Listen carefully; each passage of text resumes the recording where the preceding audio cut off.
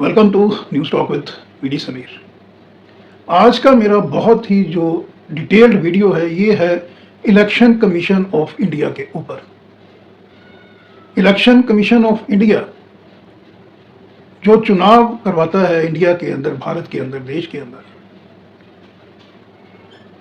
उसको लेके यानी उसकी ट्रांसपेरेंसी को लेके जो विपक्ष है, समूचा विपक्ष और विपक्ष के साथ देश की बहुत बड़ी संख्या में जो आम मतदाता है उसको भी कहीं ना कहीं डाउट हो रहा है ईवीएम मशीन्स के ऊपर। यानी जो भारत के अंदर अभी वोटिंग होती है वो ईवीएम इलेक्ट्रॉनिक वोटिंग मशीन के जरिए होती है और विपक्ष लगातार ये मांग कर रहा है, स्पेशली बहन मायावती, बीएसपी सुप्रीमो और बसपा का काडर लगातार ये डिमांड कर रहा है कि जो बैलेट पेपर हैं जैसे पहले इलेक्शन हुआ करते थे उसी तरह हो और ईवीएम मशीन के ऊपर लगाई जाए रोक।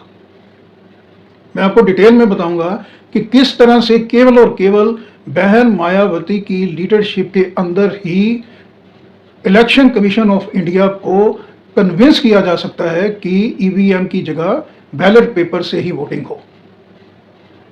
यह ज्वलित मुद्दा है। जिस तरह से इलेक्शन कमीशन ऑफ इंडिया अभी उसका रवैया है, ये लगभग जो central bureau of investigation CBI का रवैया होता था ड्यूरिंग यूपीए गवर्नमेंट पीरियड, जब doctor Manmohan Singh prime minister थे, यूपी की सरकार थी, तो माननीय सुप्रीम कोर्ट ने सीबीआई को बोला था पिंजरे का तोता। और आज हालात कुछ इस तरह से बन रहे हैं कि इलेक्शन कमीशन ऑफ इंडिया भी क्या कहीं ना कहीं पिंजरे का तोता ही बन रहा है। यानी जो सेंटर की गवर्नमेंट है क्या उसके कहने पे ही ये तोता बोल रहा है। तो तमाम मुद्दों पे मैं आज चर्चा करूंगा। शुरुआत पहले करते हैं कि ईवीएम जो है उसका इस्तेमाल बहुत से वेस्टर्न कंट्रीज में आज नहीं हो रहा। जो फुली डेवलप्ड कंट्रीज हैं, जो इंडिया से हर मायने में आगे हैं, प्रोग्रेसिव हैं, वहां पे भी ईवीएम का जो प्रयोग है वो नहीं हो रहा, उसके ऊपर रिस्ट्रिक्शंस लगाई गई हैं। भारत के नेबर में बांग्लादेश में ईवीएम पे बैन है। इसके अलावा यूरोप के अंदर जर्मनी, नीदरलैंड और आयरलैंड, इसके अलावा फुली डेवलप्ड जापान के अंदर भी ईवीएम के ऊपर कहीं ना कहीं रिस्ट्रिक्शंस हैं। और ये रिस्ट्रिक्शंस जो गोदी मीडिया है, प्राइम जो चैनल्स हैं, वो आम जन को नहीं बता रहे हैं कि रिस्ट्रिक्शंस लगी हुई हैं ट्रांसपेरेंसी को लेके। कहीं ना कहीं वहां के लोगों ने जो ईवीएम मशीन्स हैं उनके ऊपर वहां पे क्वेश्चन मार्क लगाया था, जिसके चलते जो जर्मनी की ऑनरेबल कोर्ट है उन्होंने ईवीएम को बोला था अनकॉन्स्टिट्यूशनल ये इंस्ट्रूमेंट है। नीदरलैंड का मैंने बताया, आयरलैंड में भी इसकी ट्रांसपेरेंसी को लेके इसके ऊपर क्वेश्चन मार्क लगा। और 2018 में जो कॉरपोरेशन के एमसी के चुनाव थे जापान के अंदर, वहां भी ईवीएम पे लगाई गई थी रोक। बांग्लादेश में तो टोटली ये बैन है। तो इससे ये साबित हो जाता है कि ईवीएम जो है वो उसकी ट्रांसपेरेंसी को लेके जो क्वेश्चन उठ रहे हैं, सवाल उठ रहे हैं भारत के अंदर, तमाम अपोजिशन की parties, BSP, Congress, RJD, Sapa, TMC, तमाम ऐसे राजनीतिक दल समय समय पे क्वेश्चन मार्क उठाते हैं। लेकिन जो भारत का आम जन है वो बहुत चिंतित है इस चुनाव प्रणाली को लेके। तो सबसे पहले मैं आपको बताऊंगा कि जो इलेक्शन कमीशन ऑफ इंडिया है उसकी सिलेक्शन कैसे होती है। अल्टीमेट सिलेक्शन होती है उसकी ऑनरेबल प्रेसिडेंट ऑफ इंडिया करते हैं। 3 मेंबर की एक सिलेक्शन कमेटी जो है वो नाम को फाइनल करती है, जिसके अंदर प्राइम मिनिस्टर जो है वो चेयरपर्सन होते हैं। लोकसभा में जो एलओपी लीडर ऑफ अपोजिशन है वो मेंबर हैं। और एक इसमें जो बहुत बड़ा एक झोल है वो है कि एक यूनियन कैबिनेट मिनिस्टर तीसरे इसके मेंबर होंगे, nominated by prime minister of India. तो 3 मेंबर्स की कमेटी हो गई। जिस नाम को 2 लोग फेवर करेंगे वही जो है वो फाइनल नाम हो जाएगा chief election commission of India का। तो प्राइम मिनिस्टर साहब और प्राइम मिनिस्टर के साहब के साथ जो दूसरे कैबिनेट मिनिस्टर हैं, डेफिनेटली वो दोनों एक तरफ होंगे और अंततः जो सरकार केंद्र में होगी उसका ही चीफ इलेक्शन कमिश्नर बनेगा। मौजूदा समय में प्राइम मिनिस्टर साहब हैं, एलओपी राहुल गांधी हैं और एक कैबिनेट के मिनिस्टर। यानी अगर राहुल गांधी अपनी कंसेंट नहीं देते हैं उस नाम को, उसका राहुल गांधी के वोट का कोई मायना नहीं है। प्राइम मिनिस्टर साहब और जो कैबिनेट मिनिस्टर साहब होंगे वो नाम को फाइनल करेंगे। तो ये आज की जो सिनेरियो है।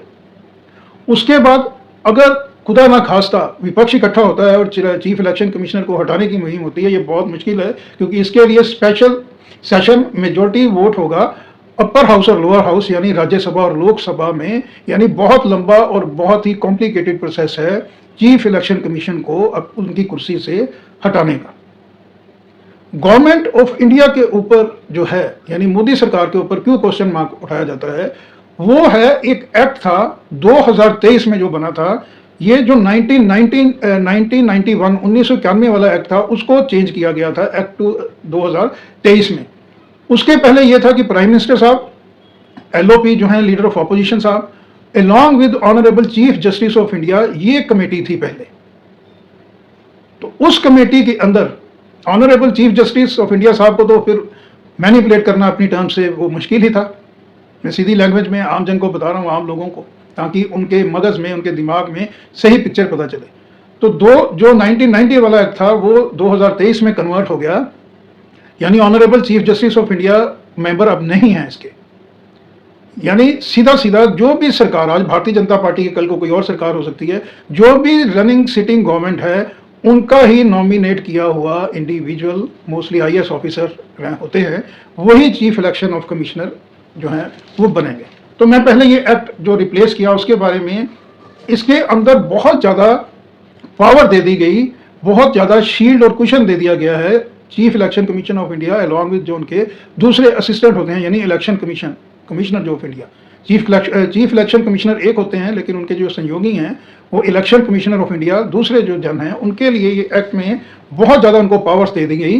ये 2023 का एक्ट जो है, ये मैलिफाइड अटेंशन मंशा जो है वो सेंट्रल गवर्नमेंट की, उसके ऊपर क्वेश्चन मार्क लगा रहा है, क्योंकि इसमें सीधा सीधा है कि जो चीफ इलेक्शन कमिश्नर और जो इलेक्शन कमिश्नर ऑफ इंडिया हैं, उनके ऊपर सर्विस में रहते हुए, जब तक वो इलेक्शन कमिश्नर में है, और सर्विस के बाद रिटायर होने पे भी उनके ऊपर किसी भी कोर्ट कचहरी में किसी मुद्दे को लेके मुकदमा कायम नहीं किया जा सकता है। इसका सीधा सीधा मतलब ये है कि जो भी सेंट्रल गवर्नमेंट होगी, जिसकी भी सरकार होगी, डेफिनेटली उसका कुछ ना कुछ जो है वो प्रेशर टैक्टिक्स के जरिए इलेक्शन कमीशन ऑफ इंडिया को अपने पाले में ला सकते हैं। तो मैं आपको थोड़ा सा बताता हूँ इसमें क्या है। 2023 में no court shall entertain or continue any civil or criminal proceedings against any person who is or was a CEC, यानी chief election commission of India, or election commission for any act thing or work committed above or spoken duty by him during duty, discharge of his officiating duty in any form। यानी कोई भी individual chief election commissioner of India or election commissioner of India जो दूसरे हैं उनके साथ, उनके किसी भी कार्य को जो वो इलेक्शन ड्यूटी से रिलेटेड हैं, उनको किसी भी कोर्ट में लेके नहीं जाया जा सकता है, उनके किसी भी डिसीजन को, इंक्लूडिंग जो भी चल रहा है एसआईआर। यानी खुली छूट दे दी गई है कि आप कुछ भी करिए, आपका कोई डिसीजन कहीं चैलेंज नहीं होगा। पर्सनली आपको इतना बड़ा क्वेश्चन दे दिया है सेंट्रल गवर्नमेंट ऑफ इंडिया ने।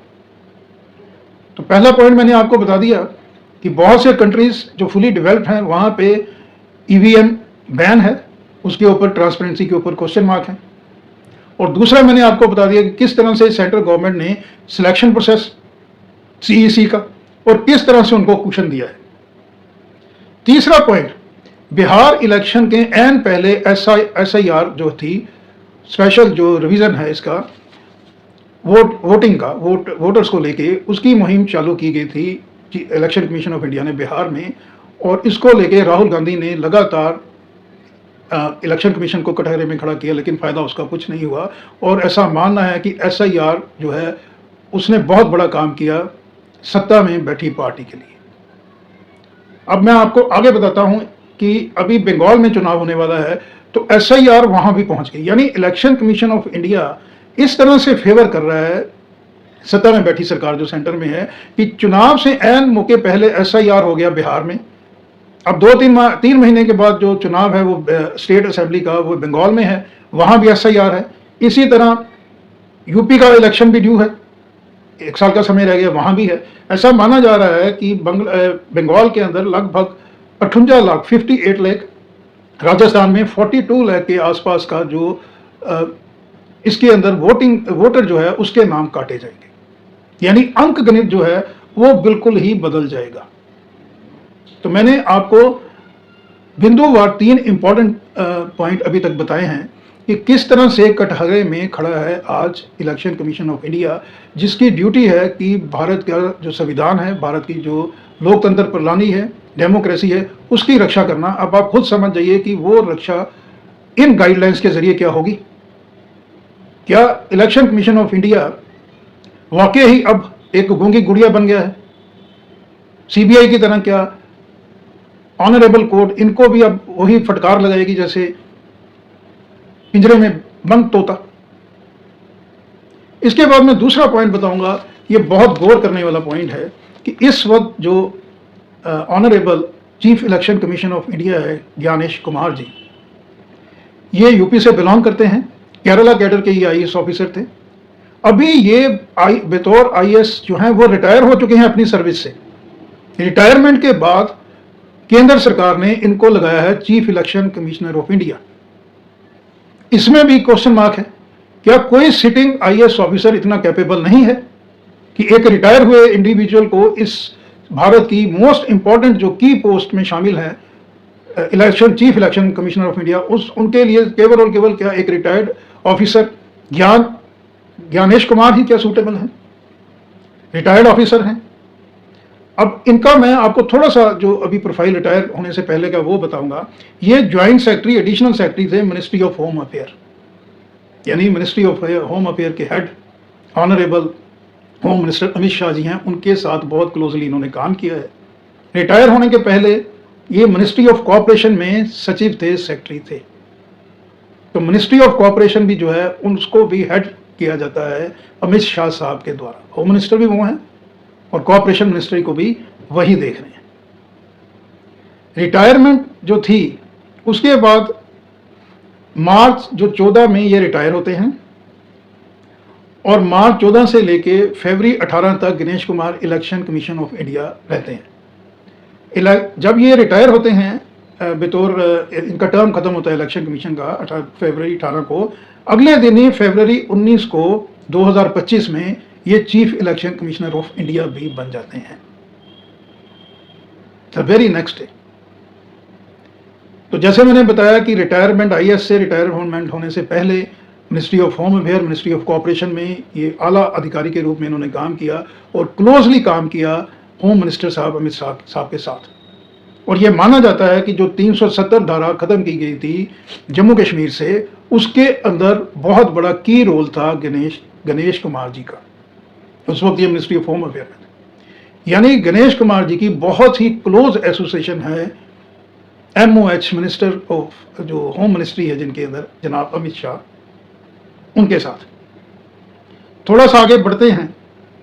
फरवरी 19 2025 को ये बने थे CEC chief election commission of India और जुलाई 25 में इनकी जो बेटी हैं मैम मेधा रूपम, वो पहली डिस्ट्रिक्ट मैजिस्ट्रेट बनी गौतम बुद्ध नगर की, दिल्ली से सटा हुआ गौतम बुद्ध नगर, जिसके अंदर न्योडा आता है, the most important district, one of the most important district of India right now. गौर करने वाली बात है कि फरवरी 19 2025 में चीफ इलेक्शन कमिश्नर बनते हैं गणेश कुमार साहब और जुलाई 25 में मेधा रूपम जी दिल्ली से सटे हुए गौतम बुद्ध नगर की पहली वुमेन डिस्ट्रिक्ट मैजिस्ट्रेट यानी DM बनते हैं, DC बनते हैं। तो क्या ये मेयरली एक कोइंसिडेंस है या गवर्नमेंट ने ये अवार्ड दिया गणेश कुमार जी को, जो उनके फेवर में election commission of India central government के कहने पे जो काम करता है, क्या ये उसका अवार्ड था? तो तमाम चीज़ें मैंने आपको बता दी कि बहुत से देशों में जो EVM है वो बैन है, उसके ऊपर रिस्ट्रिक्शंस हैं, उसकी ट्रांसपेरेंसी के ऊपर क्वेश्चन मार्क है। और जो एक एक्ट लेके आए सेंट्रल गवर्नमेंट, एक कुशन दिया एक्ट 2023 के जरिए सीईसी साहब को, चीफ इलेक्शन कमिश्नर साहब को, और उनके साथी जो इलेक्शन कमिश्नर हैं दूसरे, उनको जो कुशन दिया, यानी आपके खिलाफ मुकदमा होगा ही नहीं। अगर कल को सेंटर में कोई दूसरी गवर्नमेंट सत्ता में आती है तो उसके हाथ भी बंधे होंगे। हटाने की प्रक्रिया मैंने आपको बता दी है, वो असंभव ही है। सिलेक्शन में अभी ना honourable chief justice of India हैं और ना ही जो ऑनरेबल लीडर ऑफ ऑपोजिशन है उनकी कोई से है। यानी सत्ता में बैठी हुई जो भी पार्टी होगी उनका ही होगा चीफ इलेक्शन कमिश्नर, और उनका ही होगा इलेक्शन कमिश्नर। यानी इलेक्शन कमीशन ऑफ इंडिया जो है उसका ऑफिस कहीं ना कहीं डायरेक्टली इनडायरेक्टली सपोर्ट जरूर करेगा। इस तरह की एक परसेप्शन बन रही है जो सत्ता में बैठे हुए। अब बात करते हैं आगे कि किस तरह से इस सिस्टम को बदला जा सकता है, यानी फिर से क्या बैलेट पेपर के जरिए चुनाव हो सकता है ट्रांसपेरेंट तरीके से, ब्लैक एंड व्हाइट, जैसा कि भारत की सभी पॉलिटिकल पार्टीज चाहती हैं। और बहुत बड़ा आम जन का वर्ग, मैं समझता हूं कि लगभग एक रफली आंकड़ा है कि 65% से 70% लोग इस तरह से चाहते हैं कि कम से कम एक बार बैलेट पेपर से चुनाव हो, ताकि ट्रांसपेरेंसी जो है वो ब्लैक एंड व्हाइट हमारे सामने आए।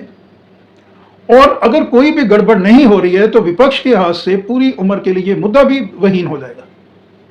यानी विपक्ष को भी फिर जवाब देना मुश्किल हो जाएगा, विपक्ष फिर क्वेश्चन मार्क नहीं कर पाएगा। तो बहुत इंपॉर्टेंट है ये जो केंद्र में सरकार है उनके लिए भी, उनकी रेपुटेशन के लिए, अलॉन्ग विद जो इलेक्शन कमीशन ऑफ इंडिया है उनके लिए भी ये बहुत जरूरी है कि कम से कम एक बार बैलेट पेपर से चुनाव हो जाए, ताकि दूध का दूध और पानी का पानी सामने आ जाए। जो क्वेश्चन रेज होते हैं बार बार डिफरेंट सेक्शन ऑफ सोसाइटी, उस पर भी विराम लगे, फुल स्टॉप लगे। अब मैं आपको बताना चाहूंगा कि अगर विपक्ष को ये लड़ाई लड़नी है तो दो जगह पे उनको लड़ाई लड़नी पड़ेगी। ईवीएम के जरिए अगर चुनाव आगे नहीं होने चाहिए उसके लिए, एक तो संसद के भीतर और दूसरी संसद के बाहर यानी सड़क पे। तो ये लड़ाई जो है आम जन को लेके एक बहुत बड़ा आंदोलन तैयार करने की जरूरत है। इसको अभी केवल और केवल आज की डेट में महन मायावती ही सही ढंग से लीड कर सकती हैं, नंबर 1। दूसरा, 2027 में जो विधानसभा का चुनाव होने वाला है उत्तर प्रदेश के अंदर, उत्तर प्रदेश में आज के हालात ये हैं कि बहुत संभव है कि सिंगल लार्जेस्ट पार्टी कम से कम बन के आएगी बसपा। यानी बसपा के पास विधायकों की इतनी संख्या जरूर हो जाएगी कि एक अच्छा खासा संख्या बल बसपा की तरफ से राज्यसभा में पहुंचेगा बतौर मेंबर पार्लियामेंट, क्योंकि एमपी राज्यसभा का जो चुनाव होता है वो विधायक ही उसको डिसाइड करते हैं। तो संख्या बल राज्यसभा में डेफिनेटली बढ़ने वाला है 2027 के चुनाव के बाद, बिहार जो यूपी का चुनाव है। तो यानी से राज्यसभा में बढ़ने वाली है बसपा की। अगर बसपा की सरकार, जो भी बहुत मुमकिन है, ऐसा लग रहा है कि बन जाए उत्तर प्रदेश के अंदर, तो फिर बैकफुट पे चले जाएगी इस वक्त जो NDA BJP lead NDA government है वो। यानी कहीं ना कहीं, क्योंकि ये सारा फिर सिलसिला चलेगा एडमिनिस्ट्रेशन के रिफॉर्म्स को लेके, क्योंकि एडमिनिस्ट्रेशन रिफॉर्म्स जो हैं वही ये जो 2023 का एक्ट है उसको काउंटर करने के लिए ये जो नैरेटिव बनाएंगे आगे बिल्ट होगा, उसको लीड ही केवल मायावती जी कर सकती हैं, क्योंकि उनकी जो कनेक्टिविटी है और एडमिनिस्ट्रेशन के ऊपर जो उनका कंट्रोल रहा जब भी वो चीफ मिनिस्टर रही उत्तर प्रदेश की, वो सारी चीजें यहाँ काम आने वाली हैं। और जो जन सैलाब बहन जी के पीछे आज खड़ा है वो, माफ कीजिए, किसी भी ऑपोजिशन के दूसरे लीडर के साथ नहीं खड़ा है।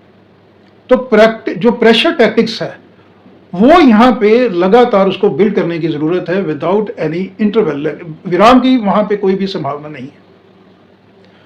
तो क्योंकि उत्तर प्रदेश के अंदर इसके अलावा लोकसभा की 80 सीटें हैं और आने वाले चुनाव में जो अभी परिपेक्ष बन रहा है उत्तर प्रदेश में बसपा, और उत्तर प्रदेश के अलावा लगभग 10 से 12 स्टेट्स के अंदर बसपा का जनाधार लगातार बढ़ रहा है, यानी बसपा का कद, बहन जी का कद लगातार बढ़ रहा है। अगर राहुल गांधी, अखिलेश यादव, बहन ममता बनर्जी दीदी, स्टालिन, अगर ये चार लोग इकट्ठे होके, ये चार बड़े फेसिस ऑपोजिशन के इकट्ठे होके बहन जी की लीडरशिप में ईवीएम मशीन को भारत से, भारत के लोकतंत्र की जो परख है उससे हटाने के लिए अगर एक मुहिम लगातार चलाते हैं तो बहुत संभव है कि गवर्नमेंट के ऊपर प्रेशर जो है वो बिल्ट अप हो। क्योंकि मेरा ये आज का असेसमेंट है कि कांग्रेस, स्टैलिन साहब की पार्टी, ममता बनर्जी और अखिलेश यादव,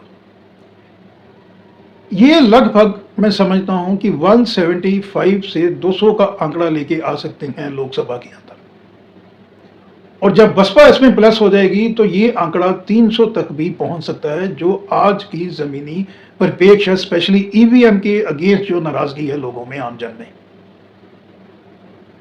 ऐसी संभावना भी बहुत बनती जा रही है कि आने वाले लोकसभा चुनाव में जो आज की जमीनी स्तर पर है, अगर बसपा लगातार इसके ऊपर, बहन जी लगातार कंसंट्रेट करें फील्ड के ऊपर, तो भारतीय जनता पार्टी कांग्रेस के बाद सबसे बड़ा नेशनल दल के रूप में उभर के सामने आ सकती है। बसपा का लोकसभा में भी बहुत बड़ी प्रेजेंस हो सकती है। तो जिस तरह से संसद के अंदर, पार्लियामेंट के अंदर, पार्लियामेंट के बाहर सरकार को घेरना है, उसके लिए जो विल पावर चाहिए और जो आम जन का सहयोग चाहिए, इसके अलावा विपक्ष को एक इस तरह का चेहरा चाहिए जो बिल्कुल पाक साफ है, जिसके ऊपर कोई भी फाइनेंशियल इरेगुलरिटी नहीं लगी। बहन जी 40 साल से ऊपर का पॉलिटिकल उनका करियर है, आज तक फाइनेंशियल इरेगुलरिटी को लेके उनके ऊपर कोई भी मुकदमा कहीं भी नहीं है। ये एक बहुत बड़ी अचीवमेंट है बहन जी की, बसपा की। बसपा का कोई भी लीडर जो बसपा का है वो ED, CBI, income tax, centre की एजेंसी के रेडार में नहीं है दूर दूर तक। इसीलिए मैं इस वीडियो के माध्यम से मैं आपको ये सारी चीज़ें जो हैं वो किसी पार्टी का कोई फेवर नहीं है, कोई बायस्ड अनबायस्ड कुछ भी नहीं है इसमें, बिल्कुल ब्लैक एंड वाइट तरीके से मैंने आपको सारी चीज़ें बताने की कोशिश की है। और अगर बहन जी लीड करते हैं, ऑपोजिशन के तमाम बड़ी पार्टियों का सहयोग रहता है, तो आप मान के चलिए कि 2029 का जो लोकसभा चुनाव है और तमाम राज्यों में जो आगे आने वाले चुनाव हैं, वो कम से कम ईवीएम से नहीं हो पाएंगे। इस तरह का प्रेशर जरूर जनरेट हो पाएगा on positive scenario. Along with all this, अगर विपक्ष बहन जी की लीडरशिप में आम जन के बीच में जाए और ये सारी चीजें उनको बताए कि किस तरह से पर्दे के पीछे से जो सत्ता में केंद्र में सरकार बैठी है और उनके जो सहयोगी दल हैं वो किस तरह से अंदर खाते, बिहाइंड द कर्टन्स किस तरह से नए नए लॉ लेके सामने आए जा रहे हैं, आम जन को कुछ पता नहीं है, ब्यूरोक्रेसी को क्वेश्चन दिया जा रहा है। इलेक्शन कमीशन ऑफ इंडिया के साथ इन्फोर्समेंट डायरेक्टर, जो दूसरी सबसे इंपॉर्टेंट एजेंसी है, उसको भी मोदी सरकार ने बहुत ज़्यादा पावर्स दे दी हैं। इतनी पावर्स दे दी हैं कि अगर किसी को अरेस्ट करती है ईडी तो 7-8 महीने विदाउट चार्जशीट वो जो इंडिविजुअल है वो जेल की सलाख के पीछे चले जाएगा। हमने हाल ही में देखा ही है अरविंद केजरीवाल का केस, मनीष सिसोदिया का केस, अभी बेल पे बाहर है। दिल्ली का चुनाव हारने के बाद जो ईडी है वो अब कहाँ है, नोबडी नोस। इन केसेस के अंदर क्या हो रहा है, नोबडी नोस। तो प्रश्न ये उठता है, क्या ईडी ने या सीबीआई ने केवल दिल्ली चुनाव को लेके ही अरेस्ट किया था केजरीवाल और मनीष सिसोदिया को? अगर कुछ जेन्युइन उसमें फैक्ट्स थे, यानी जो शराब घोटाला है, अगर उसके अंदर कुछ भी गड़बड़ की थी केजरीवाल और उनके सहयोगियों ने, तो उनको तो जेल के अंदर होना चाहिए। वो आज बेल पे हैं और केस कहाँ पे है उसका भी कुछ अता पता नहीं है। तो क्या सेंट्रल गवर्नमेंट केवल और केवल चुनाव जीतने के लिए ही विपक्ष के नेताओं को टारगेट करती है? ये भी क्वेश्चन जो है वो एराइज हो रहा है। बहुत से इस तरह के पॉलिटिशियन हैं जिनके ऊपर ईडी का, इनकम टैक्स का शिकंजा कसा और वो फिर भारतीय जनता पार्टी के पास आ गई, उनके खेमे में आ गई, उनकी पार्टी का अलायंस हो गया भारतीय जनता पार्टी के साथ। तो तमाम इस तरह के केसेस, चाहे वो इनकम टैक्स ईडी में है, वो अलोप ही हो गए, सुस्त रफ्तार हो गए। तो ये सारे मुद्दे जो हैं वो आम जन के बीच में लेके जाने चाहिए और ये सारे के सारे मुद्दे, सारा विपक्ष इकट्ठा होकर बहन जी की लीडरशिप में अगर आगे लेके चलता है आम जन के बीच में, तो बहुत मुश्किल हो जाएगी फिर सेंट्रल गवर्नमेंट के अंदर जो बीजेपी लेड एनडीए गवर्नमेंट है, उनकी मनमानी जो अलग अलग बॉडीज में चल रही है, जो सेंटर की एजेंसीज हैं, ईडी है, सीबीआई है, इलेक्शन कमीशन ऑफ इंडिया है, इनकम टैक्स है, तमाम इस तरह की एजेंसीज के अंदर ट्रांसपेरेंसी जो है वो अगर हमको स्थापित करनी है तो डेफिनेटली हम पॉलिटिशियन को, बड़ी पार्टियों को जन आंदोलन जो है वो करने की ज़रूरत है, जनता के बीच में जाने की ज़रूरत है, लगातार जाने की ज़रूरत है। ये नहीं है कि आज एसआईआर का मुद्दा है, कल संविधान बचाओ का मुद्दा आ गया, परसों कोई और मुद्दा किसी जाति धर्म को लेके आ गया। इस तरह नहीं है, केवल और केवल एक एक मुद्दे के ऊपर कॉन्सेंट्रेट करना चाहिए। और मैं फिर से ये दोहराना चाहूँगा कि इस वक्त विपक्ष के अंदर जो सबसे ताकतवर, जिस लीडर के ऊपर लोगों का भरोसा है और आम जन की बहुत बड़ी जो परसेंटेज है जिस लीडर की तरफ देख रही है, तमाम इस तरह की चीज़ों को रोकने के लिए जो सेंट्रल गवर्नमेंट अपनी मनमानी कर रही है, तो वो केवल और केवल एक लीडर हैं जो आज लीड कर सकते हैं समूचे विपक्ष को, जिनकी रिस्पेक्ट है, जिनके पास एक्सपीरियंस है, जिनके पास एडमिनिस्ट्रेशन स्किल्स हैं, जो जनता की नब्ज़ को समझती हैं, जो भारत को वाकई ही विश्व गुरु बनाना चाहती हैं, चाहे वो डिफेंस है, इकोनॉमिक स्टेटस है, लॉ एंड ऑर्डर है, भाईचारा है, वो केवल और केवल इस वक्त हमको दिखाई देती हैं बहन मायावती। और विपक्ष को बहन जी के पास जाके इस जन आंदोलन को जन जन के कल्याण तक, जन जन के हित तक पहुंचाने की दरकार है। तो आज के अंक में इतना ही, फिर किसी और मुद्दे को लेकर आपके समक्ष हाजिर होगा। तब तक के लिए नमस्कार, थैंक यू, धन्यवाद।